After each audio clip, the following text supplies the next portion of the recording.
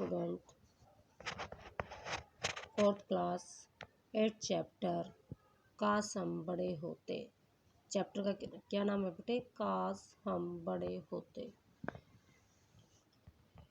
इसमें क्या कहा गया है कि प्रस्तुत एकांकी में बाल्यावस्था यानी छोटी अवस्था में बालक के मन में उठने वाले विचारों का वर्णन किया गया है।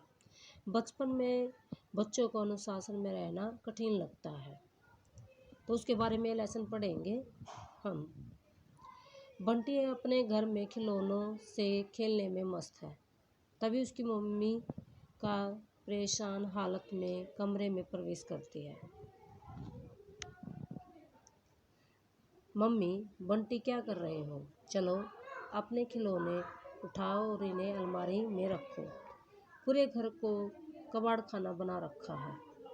बंटी, मम्मी मैं अभी मीनू के घर जा रहा हूँ, आकर समेट दूंगा। मम्मी कहती है नहीं, पहले इन्हें समेटो यानी इकट्ठा करो, पहले इनको फिर जाना। घर में कोई मेहमान आ जाए तो क्या देखे, यही ना कि इन्हें रहने का भी सलीका नहीं आता। सलीका मैंने तरीका। बंटी कहता उफ, मैंने क्या मेरे खिलौने देखने आएंगे? वो कहता है कि मेहमान क्या मेरे खिलौने देखने आएंगे? और अगर देखेंगे भी तो यही देखेंगे न, कितने सुंदर सुंदर खिलौने हैं। मम्मी कहती है फिर उसकी, मैंने कहा न, तुम पहले खिलौने रखोगे और बाद में मीनू के घर जाओगे। बंटी ठीक है समेटता हूँ। अब फिर वो बड़बड़ाता है, पता नहीं खिलौनों से कौन सी आफत आ जाती है। मम्मी भी बस, मम्मी को तो सब कुछ समेटा हुआ मिलना चाहिए, यानी इकट्ठा होना चाहिए। समेटो समेटो समेटो, तंग आ गया हूँ। वो गुस्से में कहता है बंटी अपनी मम्मी से है कि मैं खेलता हूँ तब सारे खिलौने बिखरे मिलते तो कहते हैं समेटो समेटो समेटो, उनको रखो। मैं तो रोज की समेटा और समेटी से। बंटी कहता है लो समेट गए सब खिलौने। वो गुस्से में कहता है अपनी मम्मी से, लो समेट गया। जब आप कई बार आप बच्चे भी तो परेशान हो जाते हैं ना और अपनी मम्मी पे गुस्सा करते हैं। अब वैसे ही बंटी ने अपनी मम्मी पर गुस्सा किया। अब मैं जा रहा हूँ। मम्मी कहती है पर कहाँ?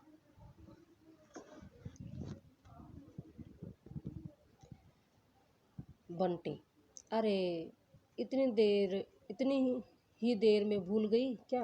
वो अपनी मम्मी से कहता, मम्मी इतनी देर में तुम भूल गई कि मैंने बोला तो था आपको मैं मीनू के घर जाऊंगा। कि मीनू के घर और कहाँ? मीनू के घर में। फिर मीनू, मम्मी आपने मेरे प्ले कार्ड्स कहाँ रख दिए? यानी उसके जो खेलने के थे वो कार्ड्स यानी पत्ते होते, ताश के पत्ते होते हैं, वो कहाँ रख दिए? बंटी, अभी बंटी आने वाला है, हमें खेलना है। वो कहते हैं कि बंटी आएगा फिर मैं उसके साथ ये ताश के पत्तों से खेलूंगी। मीनू की मम्मी, कुछ खेलना वेला नहीं है, तुमने अभी तक अपना होमवर्क नहीं किया है, पहले अपना होमवर्क पूरा करो फिर खेलने की सोचना। बंटी के आने से पहले होमवर्क पूरा कर लो, तब तक मैं तुम्हारे मनपसंद खीर बना रही हूँ। हाँ, यह अच्छा तरीका है एक छोटी बच्ची को होमवर्क में फंसाने का। पता नहीं कब हमें इस होमवर्क के अत्याचार से मुक्ति मिलेगी। मैं तो तंग आ गई हूँ रोज रोज के इस होमवर्क से। वो भी गुस्सा हो गई अपनी मम्मी से, होमवर्क कर लो होमवर्क कर लो। वो भी परेशान हो गई। तभी बैल बजती है। मीनू दरवाज़ा खोलती है और बाहर बंटी खड़ा है। वह भीतर प्रवेश करता है। मम्मी कौन आया है? उसकी मम्मी कहती है कि दरवाजे पर कौन आया है? मीनू कहती है बंटी। तो वो अपनी मम्मी को कहती है कि मम्मी बंटी है। तो मीनू की मम्मी, क्या तुमने अपना होमवर्क पूरा कर लिया? मीनू, नहीं थोड़ा सा रहता है। मीनू की मम्मी, पहले अपना होमवर्क पूरा कर लो फिर खेलना बंटी के साथ। तुम्हारी मदद करेगा बंटी। कहती है कि ये तुम्हारा होमवर्क करने वाली बंटी तुम्हारी मदद कर देगा। बंटी, हे भगवान। मीनू, बंटी, क्या तुम्हें ऐसा नहीं लगता कि होमवर्क एक भूत है जो हमारा पीछा नहीं छोड़ता? बंटी, हाँ लगता है, होमवर्क भी और ये बड़े भी, ये करो वो करो, ये क्यों कर रहे हो, वो क्यों नहीं कर रहे, सारा दिन काम काम काम काम। मीनू सोचो, काश हम बड़े होते, फिर ना कोई होमवर्क होता ना कोई बोरिंग काम होता। वो आपस में बात कर रहे हैं, मीनू और बंटी। फिर क्या होता है देखो। मीनू, सिर्फ हम बड़े ना होते बल्कि हमारे बड़े भी छोटे होते, हम उन पर रोब जमाते और आदेश चलाते, खूब मस्ती करते। काश ऐसा होता। होमवर्क समाप्त कर दोनों खीर खाते हैं और खेलते हैं। 1 घंटे के बाद मीनू की मम्मी, बंटी बेटा तुम्हारी मम्मी का फ़ोन आया है, उन्होंने तुम्हें घर बुलाया है।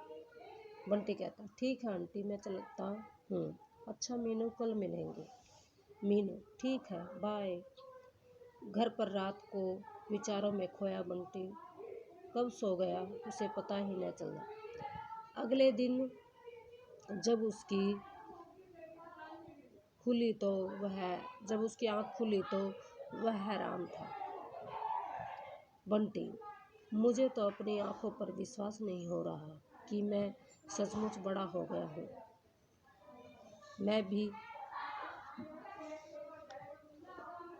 मीनू भी बड़ी हो गई।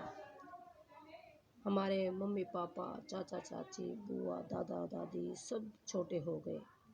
मीनू, मज़ा आ गया। वो कहता है कि मीनू मज़ा आ गया, जो हम चाहते थे वही हो गया।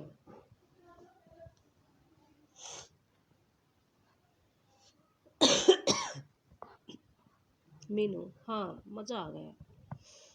अब ना कोई होमवर्क है ना कोई टोका टाकी, लेकिन मुझे एक बात समझ में नहीं आ रही है कि एक ही रात में काया पलट आखिर हुई तो कैसे हुई।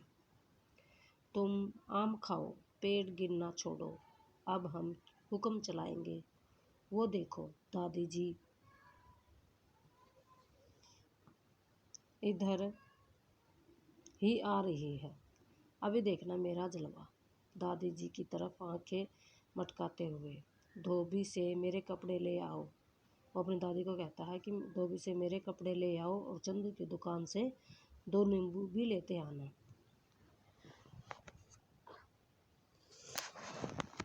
दादी जी, मैं तो फातिमा के घर जा रही हूँ और गिट्टे खेलने। वो कहती है, दादी जी मैं तो फातिमा के घर जा रही हूँ और गिट्टे खेलने जा रही हूँ। सुबह से 3 बार बुलावा आ चुका है, मेरे गिट्टे उठा कर दो। तभी कमरे में बंटी की मम्मी आती है। मम्मी, बंटी मैं पार्क में झूला झूलने जा रही हूँ। निकल जाते हैं। बंटी के चाचा जी कमरे में प्रवेश करते हैं और मुंह में च्युइंगम तथा हाथों में चॉकलेट चबाते हैं। चाचा जी, लगा दिया, मज़ा आया, लगा दिया। मीनू, अरे क्या लगा दिया? चाचा जी, तुम्हारे बालों में च्युइंगम लगा दिया, मज़ा आया, लगा दिया। मीनू, हे भगवान, मेरे बालों में च्युइंगम, अभी तो कंघी करके आई थी। चाचा जी, हम तो ऐसे ही करते हैं। उसके चाचा जी तोतली आवाज़ में कहते हैं कि हम तो ऐसे ही करते हैं। चाचा तेज़ी से बाहर दौड़े जाते हैं। कमरे में बंटी के पापा जी का प्रवेश। पापा, मेरे प्ले कार्ड्स कहाँ हैं? मुझे सतनाम के घर जाना है। बंटी, कोई कार्ड वार्ड नहीं मिलेंगे, चुपचाप घर बैठो। पापा रोने लगते हैं। मैं तो जाऊंगा। बंटी, अच्छा बाबा चुप करो, ये लो अपने कार्ड और जाओ जहाँ से। मेरा तो सिर दर्द करने लगा है। तभी मम्मी का रोते हुए प्रवेश। मम्मी, रमा ने मेरी चूड़ियाँ तोड़ दी हैं, मेरी फट्टी भी छीन ली है। बंटी, तुम चुप कर जाओ और ले दूंगी। वो कहता है ओके, और ले दूंगी। मम्मी को चुप कराने की कोशिश करता है। तभी गीत गाते हुए बंटी के दादाजी का प्रवेश होता है। मेरा जूता है जापानी, ये पतलून इंग्लिस्तानी, सिर पे लाल टोपी रूसी, फिर भी दिल है हिंदुस्तानी।